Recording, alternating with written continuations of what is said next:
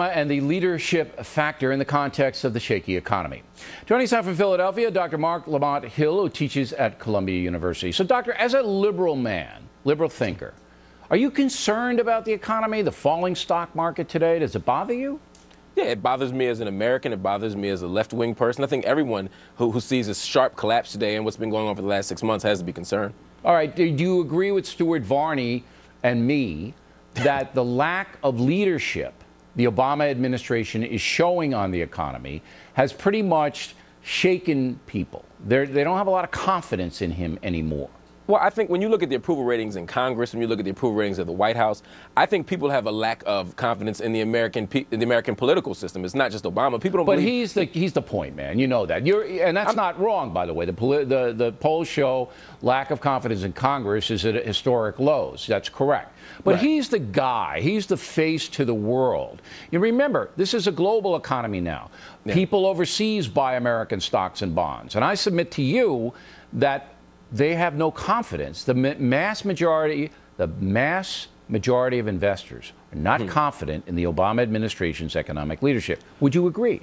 No, I wouldn't agree with that. I think what we see today in terms of today's crash has much more to do with European markets and their own issues than it does with Obama's leadership. But I will agree that people who do have some concerns about Barack Obama's economic leadership, but not to the extent that you're suggesting. If anything, after yesterday's debt deal, people should have full confidence that he's willing to cave to corporate America, that he's willing to cave to Wall Street. Barack Obama has fully shifted himself to campaign mode, which means he's playing from the center and maybe even the right. So if you're a Republican, you should feel very happy with his economic policy. Well, all right, the far left, and you're among them, don't like the quote-unquote cave, but let's get back to the perception.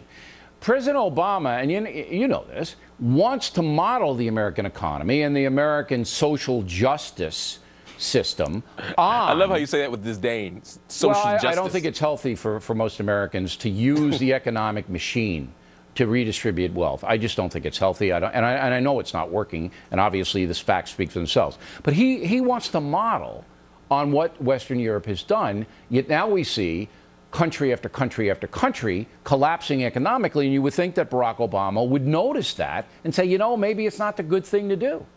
I don't accept the premise that he's trying to model the American economic system after, say, Eastern Europe or something like that. You know, he's not trying to create Western Europe. I don't think he's trying to create any type of European model. I think he's trying to create a uniquely American model. And one of the things that America has always done is protect the vulnerable. That's why it's so disturbing that in the last week he's been willing to put Social Security, Medicare, and Medicaid on the table for negotiation. Fortunately, the so-called far left was willing to protect and defend it when the president himself wouldn't. I don't think it was ever in any danger. They want to modify those things to make them, to salvage them. Yeah, okay, modify. That's secret agent talk for changing. Did you see my talking points memo last night?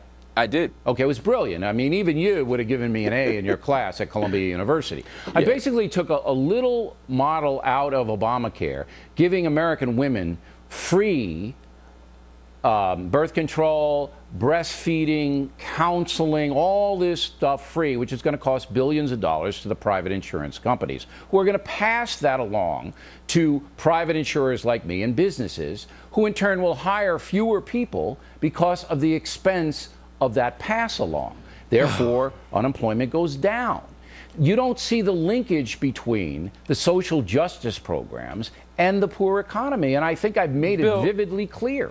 Bill, no one disagrees on the left or the right that there is a point beyond which people will stop creating and expanding jobs. We all agree with that. And we've reached that point. No. It's here. Where we disagree with is the threshold. Whenever people threaten to raise taxes 1 cent, whenever people try to, God forbid, protect one vulnerable person, rich people cry wolf and say, oh my God, the entire economy is going to collapse. The economy hasn't collapsed because of social entitlements. It's collapsed because of corporate irresponsibility during the Bush administration, which has continued during the Obama administration. That began the chain of events. The corporate, and you're right, the corporate three-card Monte game of these terrible mortgages began.